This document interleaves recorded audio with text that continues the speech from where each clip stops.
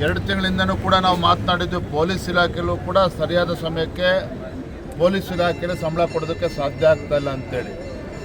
ರಾಜ್ಯದ ಬಹುತೇಕ ಇಲಾಖೆಗಳಲ್ಲಿ ಸಂಬಳನೂ ಕೂಡ ಸರಿಯಾದ ಸಮಯಕ್ಕೆ ಕೊಡದೇನೆ, ಅಂದರೆ ರಾಜ್ಯದ ಆರ್ಥಿಕ ಪರಿಸ್ಥಿತಿ ಯಾವ ದಿಕ್ಕಿನಲ್ಲಿ ಸಾಗ್ತಾ ಇದೆ ಅನ್ನೋದಕ್ಕೆ ಇದೊಂದು ಮತ್ತೊಂದು ಉದಾಹರಣೆ. ಆದರೆ ಈಗ ನನ್ನ ಅಧಿಕಾರ ಪತ್ರಿಕೆಗಳಲ್ಲೂ ಕೂಡ ನಾನು ನೋಡ್ತಾ ಇದ್ದೆ, ಅಧಿಕಾರಿಗಳು ಕೆಲವು ಸಬೂಬುಗಳನ್ನು ನೀಡಿದ್ದಾರೆ. ಜನಗಣತಿ ಇದರಲ್ಲಿ ಅಧಿಕಾರಿಗಳು ಬ್ಯುಸಿಯಾಗಿದ್ದರು, ಹಾಗಾಗಿ ತಡ ಆಗಿದೆ ಅಂತೇಳಿ ಹಾಸ್ಯಾಸ್ಪದವಾಗಿ ಹೇಳಿದ್ದಾರೆ. ಆದರೆ ವಾಸ್ತವಿಕ ಸತ್ಯ ಏನು ಅಂತ ಹೇಳಿದರೆ, ಆರ್ಥಿಕ ಪರಿಸ್ಥಿತಿ ಹದಗೆಟ್ಟಿದೆ.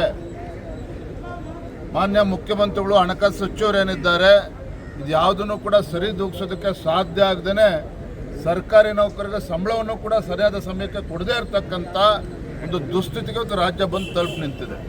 Thank you. ಅತ್ಯುನ್ನತ ಗೌರವವನ್ನು ಹೈಯೆಸ್ಟ್ ಸಿವಿಲಿಯನ್ ಅವಾರ್ಡ್ಸನ್ನು ನಮ್ಮ ದೇಶದ ಪ್ರಧಾನಮಂತ್ರಿ ನರೇಂದ್ರ ಮೋದಿಜಿಯವರಿಗೆ ನೀಡಿದ್ದಾರೆ. ಭಾರತದ ಯಾವುದೇ ಪ್ರಧಾನಮಂತ್ರಿಗಳಿಗೆ ಈ ರೀತಿ ಗೌರವ ಸಿಕ್ಕಿರಲಿಲ್ಲ. ಅಂದರೆ ಇಡೀ ವಿಶ್ವವೇ ನರೇಂದ್ರ ಮೋದಿಜಿಯವರ ನಾಯಕತ್ವವನ್ನು ಒಪ್ಕೊಳ್ತಾ ಇರ್ತಕ್ಕಂಥ ಸಂದರ್ಭದಲ್ಲಿ AICCಯ ಅಧ್ಯಕ್ಷರಾಗಿರುವಂತಹ ಮಲ್ಲಿಕಾರ್ಜುನ್ ಖರ್ಗೆರವರು ನರೇಂದ್ರ ಮೋದಿಜಿಯವ್ರನ್ನ ಭಯೋತ್ಪಾದಕರು ಅಂತೇಳಿ ಅವ್ರನ್ನ ಹೇಳಿಕೆ ನೀಡಿರುವಂಥದ್ದು ಭಾರತೀಯ ಜನತಾ ಪಾರ್ಟಿ ಅಷ್ಟೇ ಅಲ್ಲ, ಇಡೀ ದೇಶ ಇದನ್ನು ಬಲವಾಗಿ ನಾವು ಖಂಡಿಸ್ತಾ ಇದೆ. AICC ಅಧ್ಯಕ್ಷರಾಗಿರುವಂಥ ಮಲ್ಲಿಕಾರ್ಜುನ್ ಖರ್ಗೆ ಅವರಾಗಲಿ, ಕಾಂಗ್ರೆಸ್ ಪಕ್ಷಕ್ಕಾಗಲಿ ಬಹುಶಃ ಪ್ರಧಾನಮಂತ್ರಿಗಳ ಒಂದು ಜನಪ್ರಿಯತೆಯನ್ನು ಅವರಿಗೆ ಸಹಿಸಿಕೊಳ್ಳೋದಕ್ಕೆ ಸಾಧ್ಯ ಆಗ್ತಾ ಇಲ್ಲ.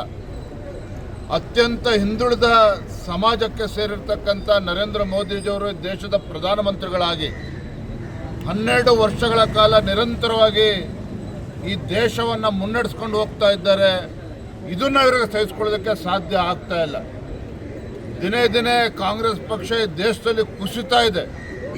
ಇದೆಲ್ಲವನ್ನೂ ಕೂಡ ತಡೆಯೋದಕ್ಕೆ ಸಾಧ್ಯ ಆಗದೇನೆ ಇವತ್ತು ಕಾಂಗ್ರೆಸ್ ಪಕ್ಷ, ರಾಹುಲ್ ಗಾಂಧಿ ಇರ್ಬೋದು, ಅದೇ ರೀತಿ ಮಲ್ಲಿಕಾರ್ಜುನ್ ಖರ್ಗೆ ಅವರು ಈ ರೀತಿ ನರೇಂದ್ರ ಮೋದಿಜಿಯವ್ರ ಬಗ್ಗೆ ಹೇಳಿಕೆ ನೀಡಿರ್ತಕ್ಕಂಥದ್ದು ನಾವು ಬಲವಾಗಿ ಖಂಡಿಸ್ತೇವೆ.